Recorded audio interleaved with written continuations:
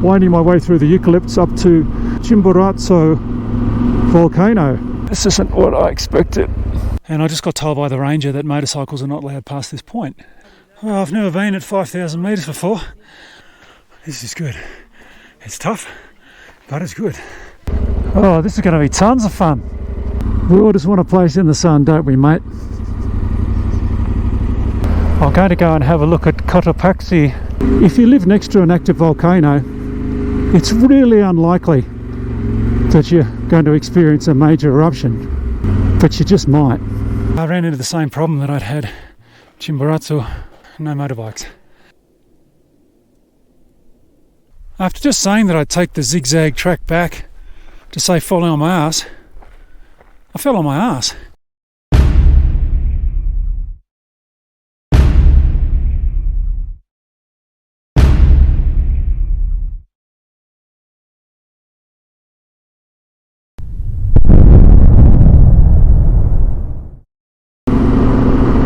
Yesterday I rode north from Cuenca to Riobamba, and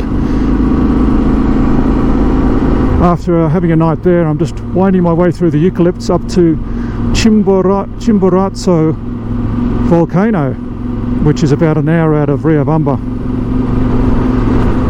And I'm taking a punt that the weather's going to hold. You kind of never know what you're going to get at elevation, but today looked marginally better than tomorrow, so hopefully I'll get a clear view of the summit.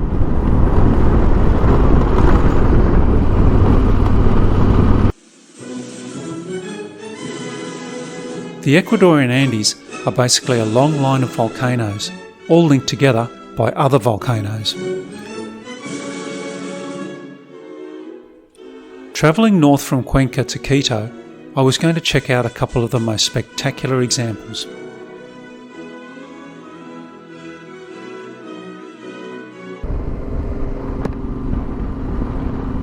At 6,310 metres, the reportedly inactive volcano of Chimborazo is Ecuador's highest peak.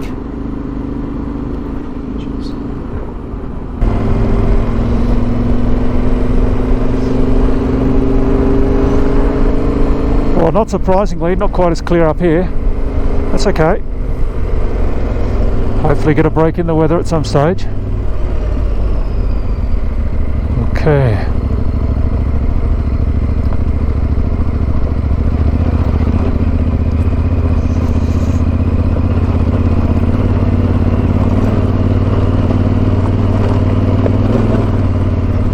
Oops, I think I went the wrong way. Sorry, mate. Could you go?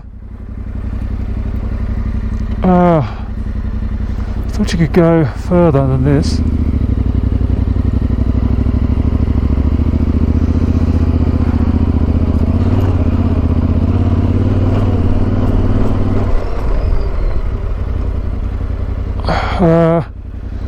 Okay, this isn't what I expected.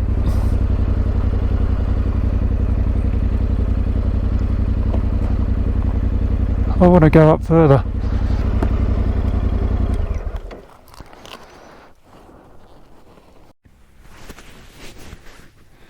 Well, here I am at the entry gate, and my plan was to continue on up this track here, which would take me up to the refuge, and then I'd be able to walk from there for an hour or so up to about as far as you can get before you need to have alpine gear on. And I just got told by the ranger that motorcycles are not allowed past this point, and I asked him why, and he said because when bikes go up there they just go off track and go everywhere. So it's an absolute classic case of it's going off track and fucking things up for the rest of us who want to do the right thing and protect the environment. So that's really disappointing. Anyway, so plan is to register with the rangers here, and then I'll start walking and hopefully be able to bum a ride off the next car that goes up. I walked a little over halfway, and someone was kind enough to stop and pick me up. They were a couple from Quito who were showing a mate around down here. So thank goodness that saved me probably at least an hour and a half, and this might give me a chance to reach one of the closer lookouts before they close the park. I'm enjoying the walk, but I'm limited with time. I may be huffing and puffing like a 3-pack-a-day smoker, but I'm glad I did that 2-day walk in Cajas. That really helped my fitness and ability to walk at altitude. I'm glad I did that first, that's for sure.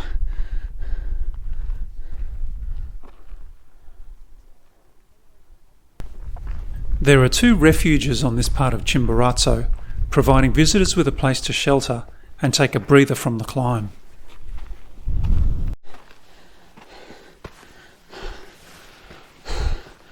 Okay, this is a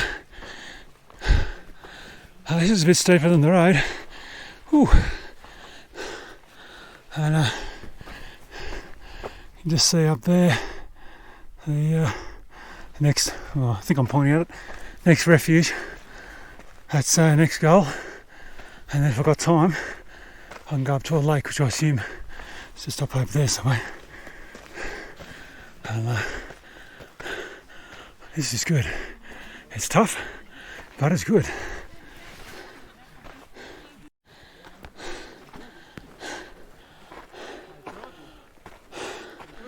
Well, I've never been at 5,000 metres before. Ooh.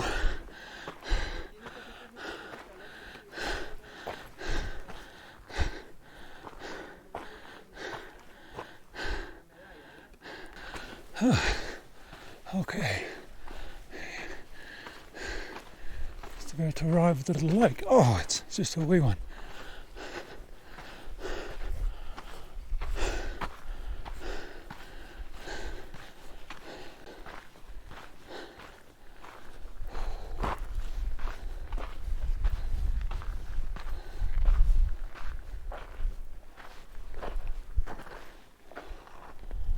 Wow.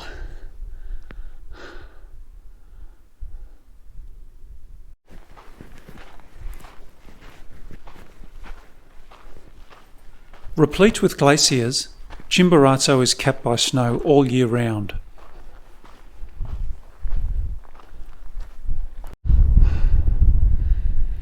Geez, that wind's bloody cold. Oh, just picked up a bit. Right, I've got to get a wriggle on, because if I can't get a lift back, I'm not going to make it back to the car park in time. In which case I'll have to bust the Tenere out somehow. On my way back down now, and had a big rumble of thunder from up there. There's the volcanoes back in there somewhere. So I think I timed that pretty well.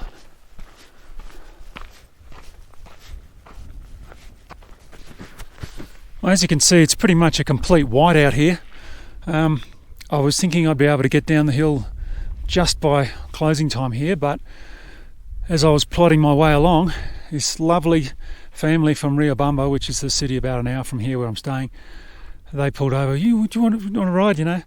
Oh, thanks mate, that'd be great. And they brought me all the way back to the car park, so I'm back here with the Tenere. It's amazing the kindness you find. Genuine kindness wherever you go. Okay, well now I've got to tiptoe my way back down the mountain in the fog. See how that goes.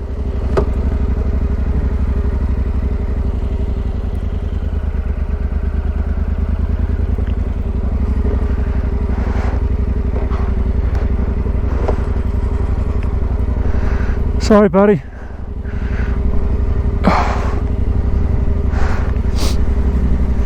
Oh, okay. But yeah, it's foggy.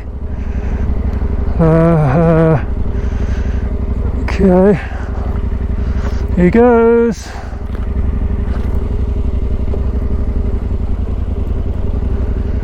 Oh, this is going to be tons of fun. Hopefully I'll get down underneath the cloud and I'll be able to see. Oh, it's going to be a long ride home, 17 k's an hour.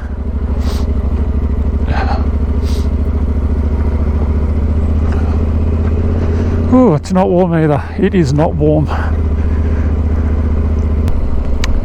Well, it's thinning out a little bit.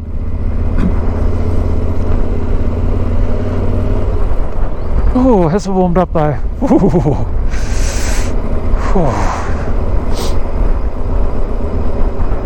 Well, today was another day, kind of didn't turn out as I thought it would.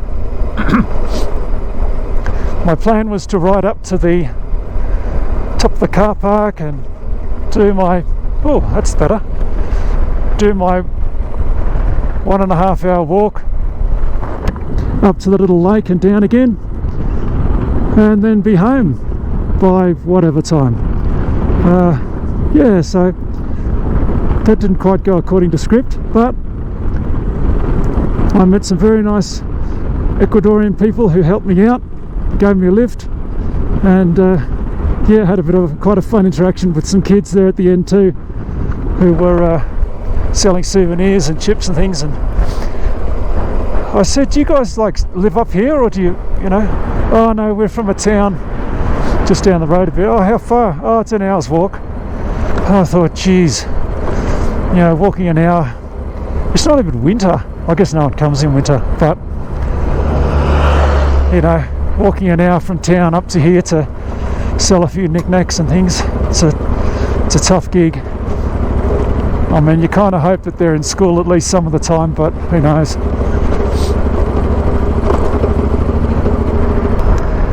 My dear old dad was a geologist.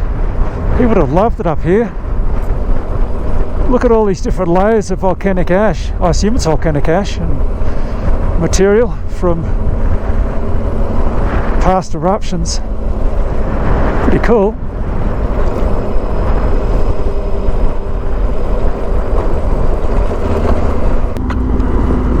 And just like that, back into the sunshine. Oh, that's a relief. Ooh, it's a chance to thaw out.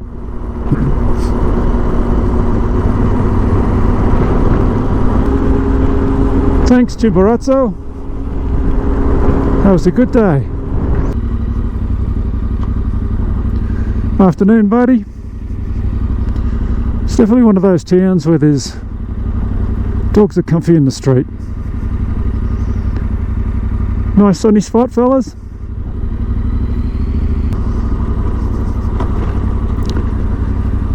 We all just want a place in the sun, don't we, mate? Fair enough too. Now it's that time of day again.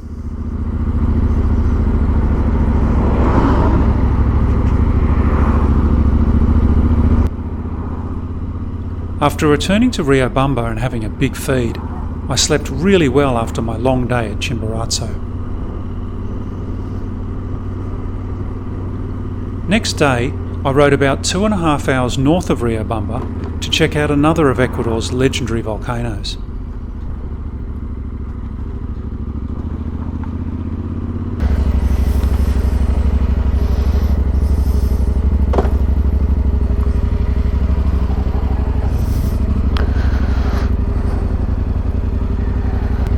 Morning, mate. I'm in the regional town of Muchachi, just south of Quito, and this morning I'm going to go and have a look at Cotopaxi Volcano, and there's a little bit of sun out at the moment, so I'm hoping that it's going to last. I'm not in the best time of year to visit here, as cloudy days and drizzle are pretty much the norm,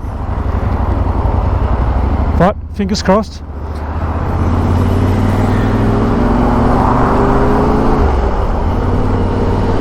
So it's only a short distance to the volcano from the town. I think it's about 20 k's.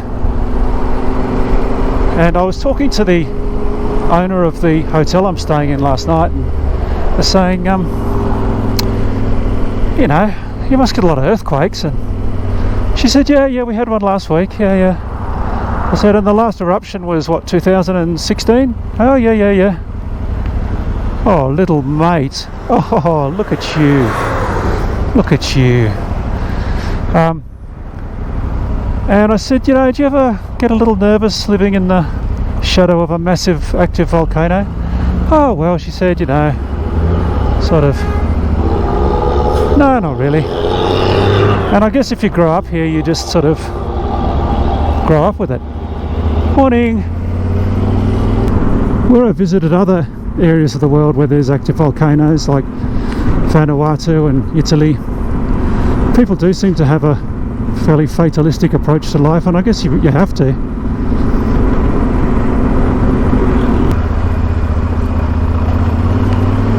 Apparently the last eruption that happened here, the proprietor at the hotel was saying, oh well, you know, it tried to erupt. Well, nothing much happened. It was just some ash that came out, and you know, we just wear a face mask. And when I said, and you bring the washing in? Yeah, we bring the washing in. And they just get on with it. I guess it's a bit like buying a lottery ticket. If you buy a lottery ticket, the chances of you winning are really small, but there is a chance you might win. If you live next to an active volcano, it's really unlikely that you're going to experience a major eruption, but you just might. The summit of Cotopaxi is 400 metres lower than its big brother, Chimborazo, but it's Ecuador's highest active volcano, and what it lacks in height, it definitely makes up for in its potential to incinerate an entire region. Eucalypt Avenue.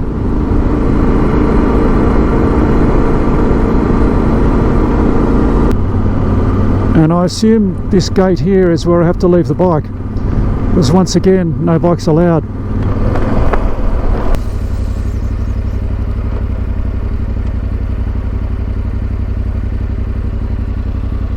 Buenos días. Bienvenido al ingreso al Parque Nacional. Ajá. Por favor, si va a ingresar, las motocicletas no ingresan dentro del Parque Nacional. No ingresa, okay. Okay. So, aquí, si es que desea, puede contratar un vehículo para que ingrese al Parque Nacional. gracias. Estaciónese arriba, por favor. Gracias. Okay.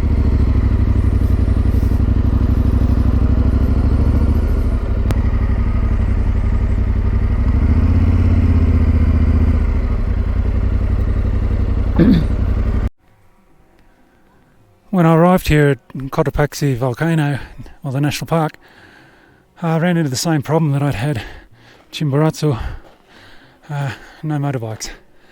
So I was very kindly picked up by a Ecuadorian father and son who gave me a ride to up to the car park, which is just down there. And yeah, pretty skatey coming up in a two-wheel drive car. Just the sort of the pumice and volcanic gravel and the volcanic dust is pretty skiddy, not much traction.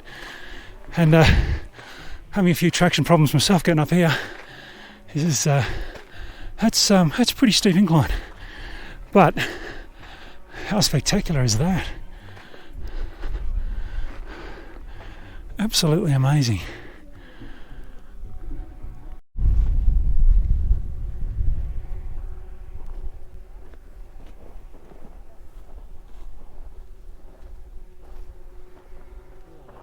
So this is the Cotopaxi, that is the highest volcano in Ecuador. It's a really nice view, but the oxygen is not very nice, and the way up is also quite difficult. But it is one heck of a view, and it's one of the great wonders of Ecuador, I'd say. I reckon you're absolutely right. And do you want to tell us your name? Yeah, I'm Lucas Davalos. Thank you, Lucas, and thank you so much to your dad for picking me up. Esteban, it was so kind of you. Otherwise, it would have been a very long walk for me. It would be a very long walk. You'd be here by midnight, maybe. You're right. Thank you, mate. Jose Rivas Refuge. My terrible pronunciation.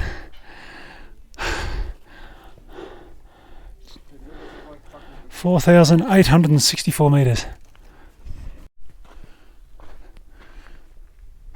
My new friends Esteban and Lucas are heading back down again, and I'm going to head along this way a little bit, because apparently you can go a little bit higher. Don't know how much higher I can go, but I'll give it a shot.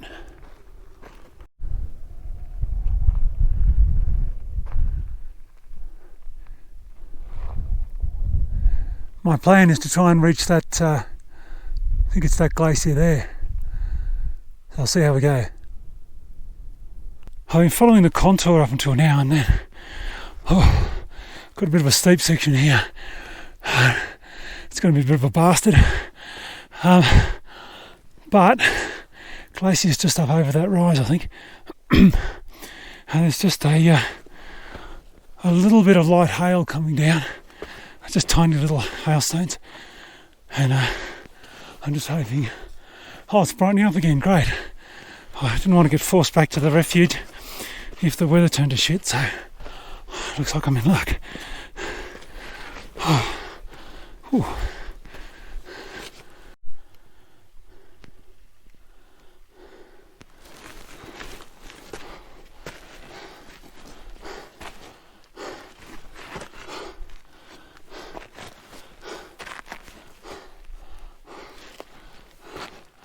Oh, there it is.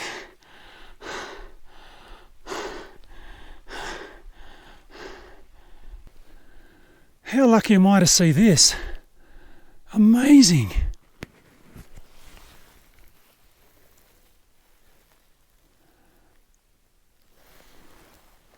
Yeah, if I can turn around without going tip over apex. Ooh. Here's the glacier.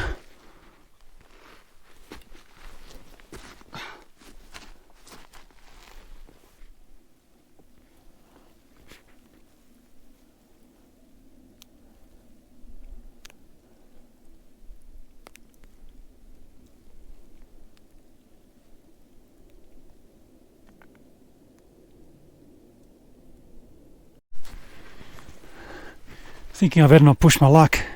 Hail started again. It's getting a wee bit foggy, so better head back down. Oh, that was so cool though. That was just great. I wasn't sure I was going to get up here, and you don't get to stand next to a glacier every day. That's for sure. Amazing.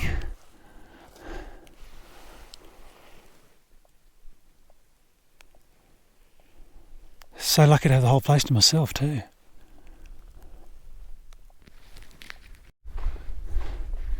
And I'm really lucky to be getting these bursts of sunshine, even though it's all pretty foggy up there. This view from here is absolutely spectacular.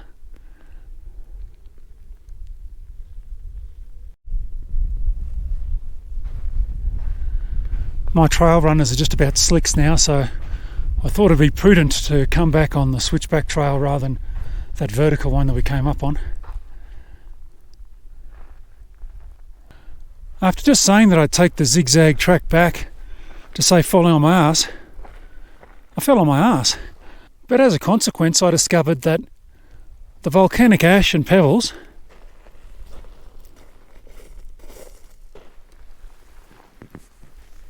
it's actually really comfy. It's like sitting down on a couch.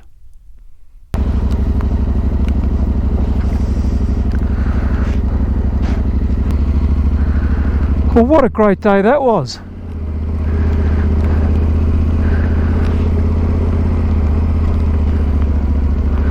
I was stuck here at the park entry station for about 45 minutes maybe. Then I was very kindly given a ride by Esteban and Lucas, so that got me into the park, and then I just had a fantastic time walking up to the refuge and then up to the glacier. That was just so great, and the weather held off, and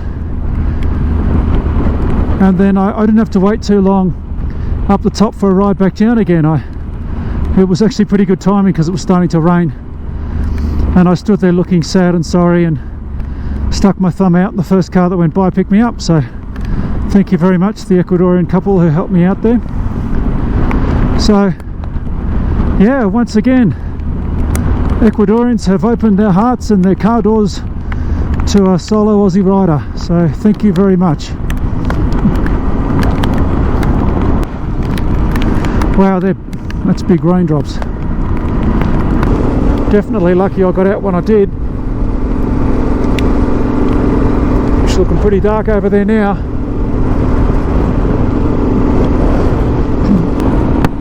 Ecuador's been great so far. I've had a fantastic time. Really good to get up into the mountains and have a look at some volcanoes and do some hiking.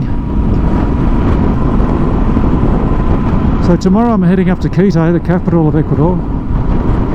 Tenere needs new oil and filters and a bit of a once-over, so I'll get that done. It'll also give me a chance to do some planning for the next part of my trip, which is going to be a couple of weeks on the Galapagos Islands.